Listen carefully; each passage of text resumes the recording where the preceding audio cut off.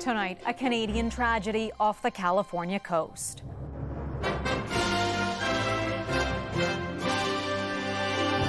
A father and daughter swept off the shoreline by a tall ocean wave. This has been a very tragic situation for this family. How a father's act of heroism turned to horror. Taking legal action against OpenAI. What would we do with a human who was running around acting like a suicide coach? Allegations of a manipulative product. Why this Ontario man says a chatbot sparked a delusional episode and mental health crisis. And the Monday night movie surprise. The mystery would be fun and not kind of like knowing what you're doing, kind of like a surprise. How this plot twist, even before the lights go dark, is getting people back in theaters.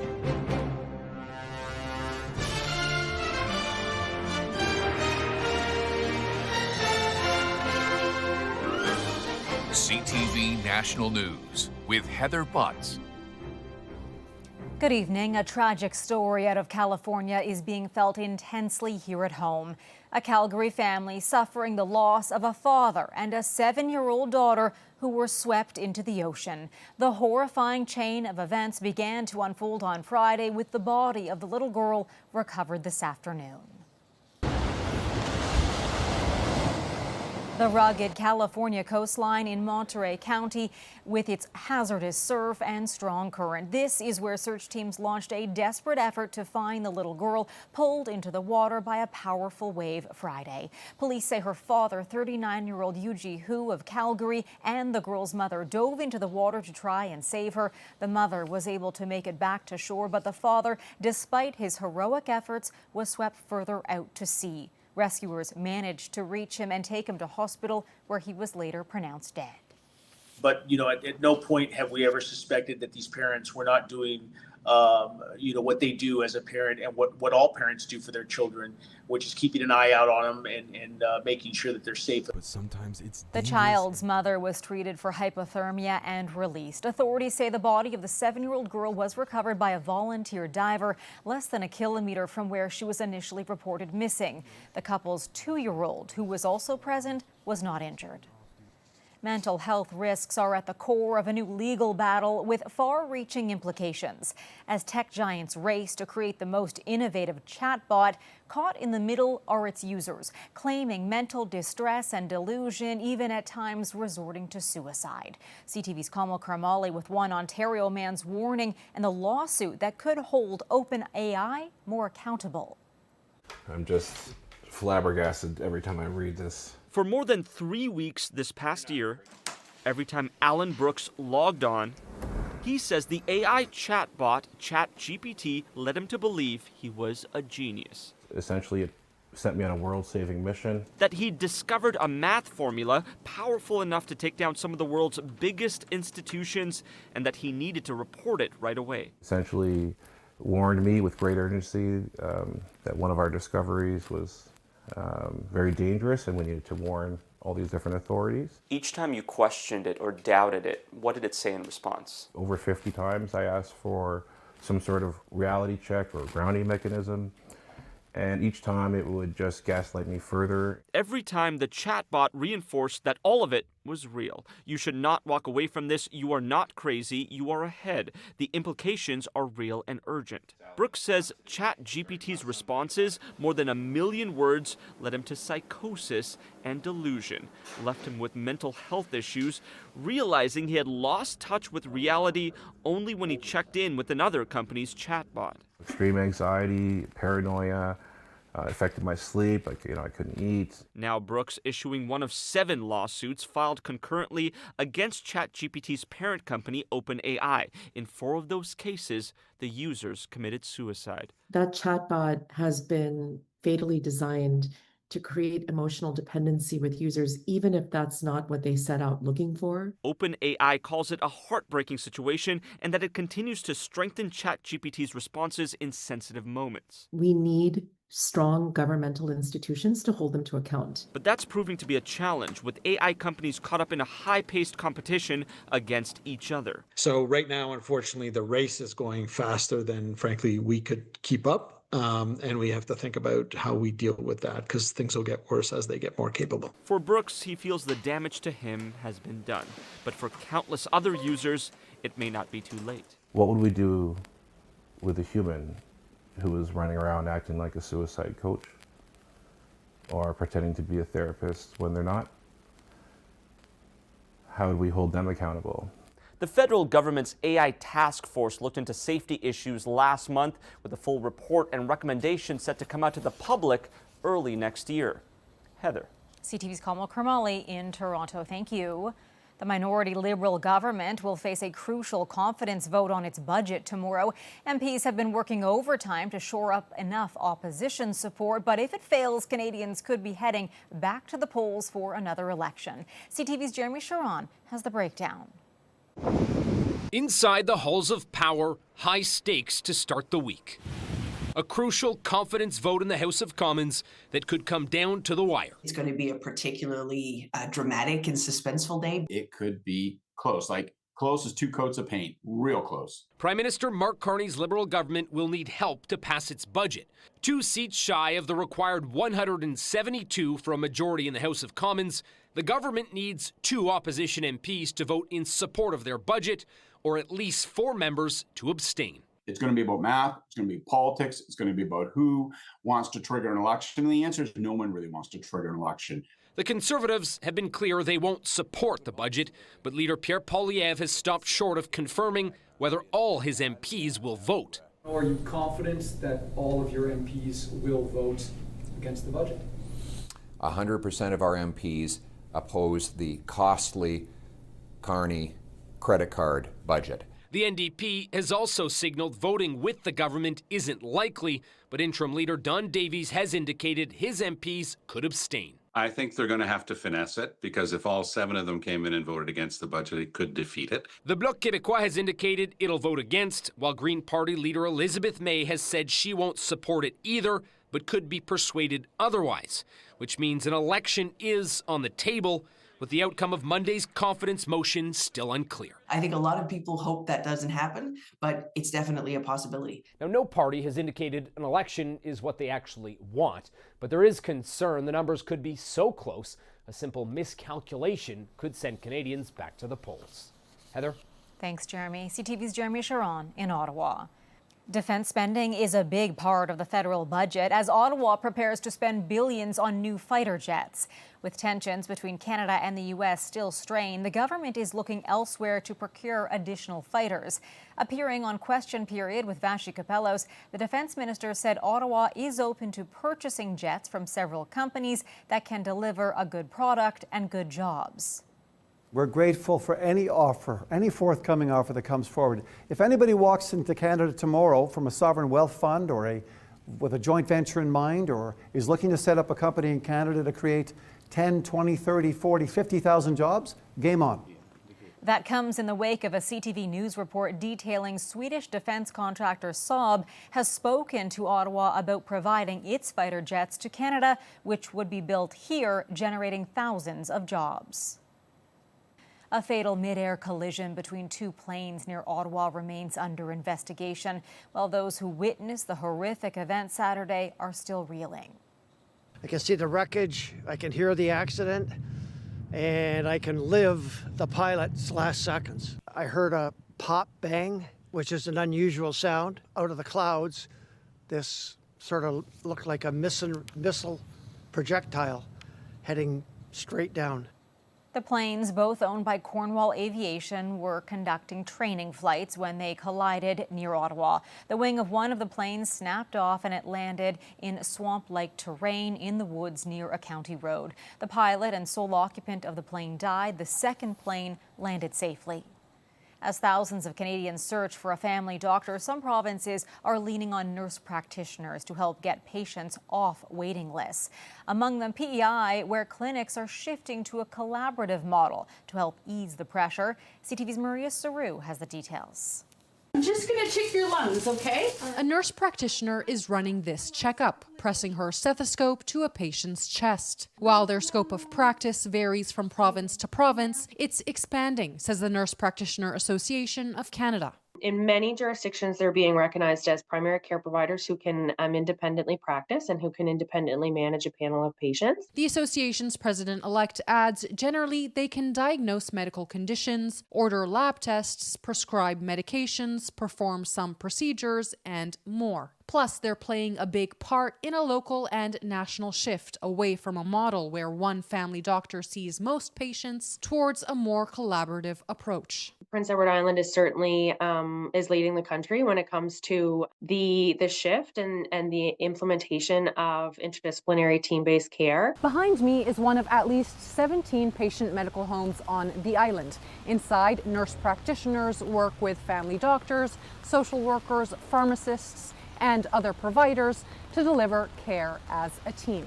The goal is fewer patients on wait lists and less burnout for healthcare workers. As Canada marks National Nurse Practitioner Week, some advocates want to see PEI allow them to run their own clinics independently. NPs are then able to work outside of that typical 9 to 5 schedule that's enacted by an employer and set their own hours to better suit patient needs. It's already in place in Alberta, with Saskatchewan also piloting a government-funded program.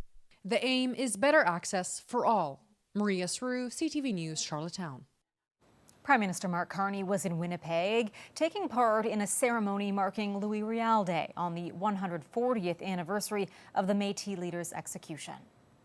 Louis Riel's legacy helps to unite a maturing Canada.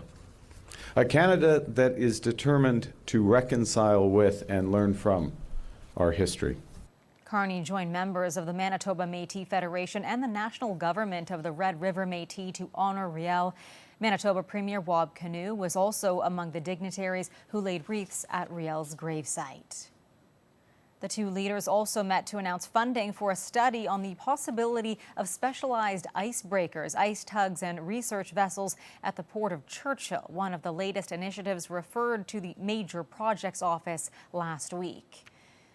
Of course, while in Winnipeg, the Prime Minister also taking part in one of the biggest sporting events of the year, the Grey Cup. Mr. Prime Minister, would you do us the honor? Tails has been called. Mark Carney conducting the coin toss to get the game underway. The Saskatchewan Roughriders winning that toss, and it seems that was a good omen for the team. They went on to dominate the Montreal Alouettes, taking the game 25-17. The 112th Grey Cup, also a moment in history. It's the last game played under the current CFL rules. CTV's Alex Carpa finds out what's changing and how fans are feeling. And Grey Cup 112 is underway. The highlight of Canadian football, a day fans have been eagerly waiting for. Fans from coast to coast descended on Winnipeg for one of the country's greatest sporting events, the Grey Cup. It's been quite the party leading up to today's main event, with live concerts, parties, and interactive events throughout the city over the last few days. This year's Grey Cup will be the last CFL game with the current rules as we know it. For example, if a team misses a field goal and the ball goes through the back of the end zone, teams will not be granted a point starting next year. And that's not the only major alteration coming to the CFL. Over the next 2 years, the field will be shortened from 110 to 100 yards, and the goalposts will be moved to the back of the end zone, with the end zone shrinking from 20 to 15 yards. Some fans we spoke to are a little wary of the incoming changes. I don't know. I think that was an extra reason why we came this time. This is the last time it's going to be what we know. I'm not comfortable having the field modified. I think it's going to take away from our identity. I think the CFL is going to do a good job, and at the worst case scenario, if things don't work, the fans will let the CFL know. I just hope that there's not more changes and they're not trying to make it like the NFL. CFL's Commissioner Stuart Johnston addressed the rule changes in Winnipeg earlier this week, saying the changes won't negatively impact the uniqueness of the Canadian game.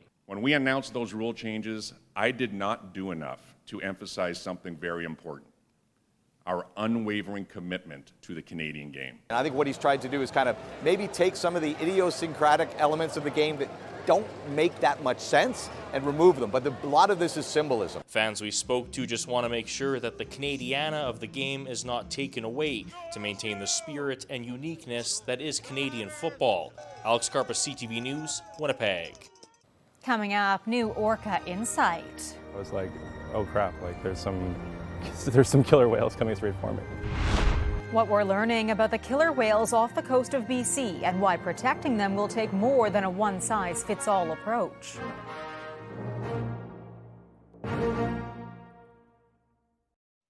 Grey's Anatomy star James Pickens Jr. is opening up about his prostate cancer diagnosis, crediting early detection for saving his life. The actor, who has played Dr. Richard Webber on the hit show for more than 20 years, revealing that he is living proof early detection of prostate cancer works.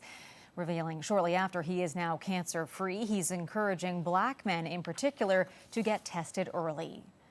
There are new revelations tonight on the fascinating differences within the killer whale population off the British Columbia coast. Close to 2 decades of observation has identified 2 distinct groups of transient orcas that lead very distinct lifestyles. CTV's Andrew Johnson shows us how. They're so cute. When a mother transient whale and her 2 teenagers showed up next to downtown Vancouver last year, jaws dropped. I was like, oh crap, like there's some killer whales coming straight for me.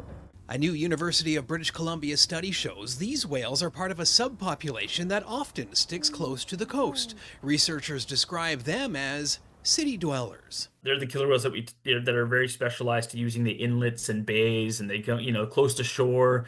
They hunt harbor seals and harbor porpoise. The other new subgroup of West Coast transient killer whales identified by researchers sticks to the outer coast. Think of them as rural whales. And then we have the backcountry dwellers. These are the outer coast group. They're kind of out in the canyons. They live out in the open water. They eat more pelagic animals like elephant seals or sea lions and dolphins. The discovery of the 2 distinct subpopulations is the result of 17 years of research, cataloging thousands of sightings between southeast Alaska and southern California. We're very killer whale centric in BC. We love our orcas. When we start exploring outside of our comfort zone and we start exploring the coast out there like Oregon and California and the outer coast of Washington, that's when we started to make these surprise kind of information. The 2 groups' distinct diets mean they rarely socialize and in fact stay away from each other. One conclusion, protecting them will take more than a one-size-fits-all approach. The more information that we have to understand habitat use that is farther away and in the offshore regions in the future may help us better conserve creatures and do a better job of looking after our oceans. What is also clear, we still have more to learn. Andrew Johnson, CTV News, Vancouver. Still ahead. The great space race takes off. Why Canada is earmarking millions to get satellites to the stars.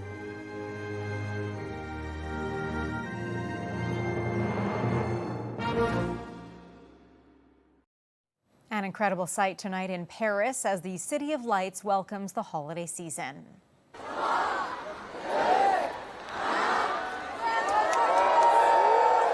Crowds packed in along the Champs-Élysées as trees lining one of the most famous avenues in the world were illuminated with dazzling lights. On hand to kick off the event, Canadian singer Charlotte Cardin.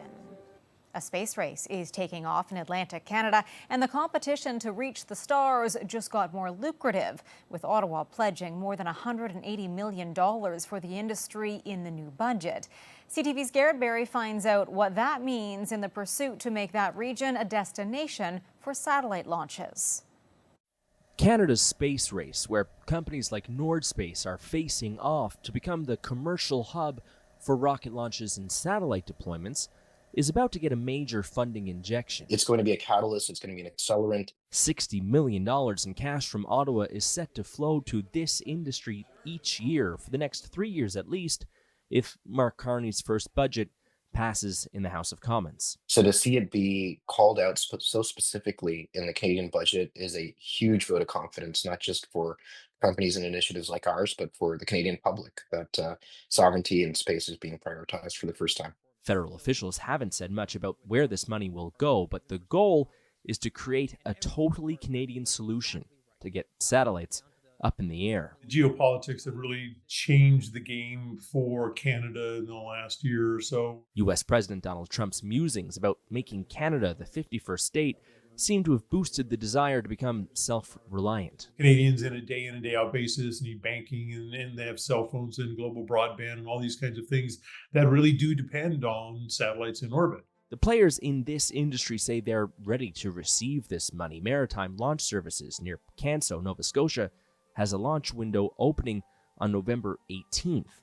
They'll attempt to send a Dutch rocket 100 kilometers into space on their launch pad. The next step in the puzzle, the big gap for me, isn't really about the spaceports. It's really about the launchers themselves and whether they're ready to fly and get their payloads delivered into orbit. And that's not a small task. Nordspace CEO Rahul Goyal says he understands the federal government wants this problem solved by 2028. Garrett Berry, CTV News, St. John's.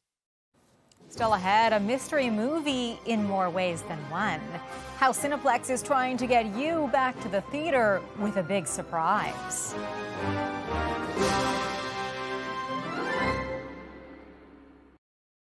We leave you tonight with the element of surprise, something Cineplex is hoping will get more people into theaters. Mystery screenings on Mondays, where moviegoers won't know what they're about to watch until the show starts. CTV's Sarah Plowman on this latest premiere at the box office. The plot twists before the opening scene. Instead of picking a movie, people can pick a mystery. They won't know what's playing until the show starts. Sounds fun. I love it. I would totally do that. Cineplex rolled out its surprise premiere last Monday in select cities from Halifax to Vancouver. The only sure thing is the flick is new and unreleased. It's a fantastic marketing ploy and one that has been used by other chains. An interesting effort on their part to try to give consumers a reason to go back to the theaters. On the first Monday, the audience got a sneak preview of Eternity. I'm Anna, I'm your afterlife coordinator. A film set in the afterlife where souls get a week to decide where to spend eternity. At 12 locations, Cineplex says tickets sold out. Cineplex isn't the first to try this in Canada. Landmark Cinemas previously brought in its Monday mystery movies, and the Toronto International Film Festival has a secret movie club. I think it makes going to the movies special again. Streaming has taken such a ding out of the theatrical experience that you need to do something to keep people interested. Cinemas have struggled to bring people to seats as streaming has captured audiences. Theaters got a bump in revenue last year, but sales haven't caught up to where they were before the pandemic. It's just the economics are just so favorable for the consumer to stream versus going to a movie. But a promotion like this might help. It's not an option everywhere, like in Fredericton, but Cineplex is looking into expanding it. The mystery would be fun and not kind of like knowing what you're doing, kind of like a surprise. A little guessing game to start the week. Sarah Plowman, CTV News, Fredericton. A movie mystery for your Monday. That is our newscast for this Sunday night. I'm Heather Botts for all of us at CTV National News. Thank you for watching. I hope you can join Sandy and Omar here tomorrow. Good night.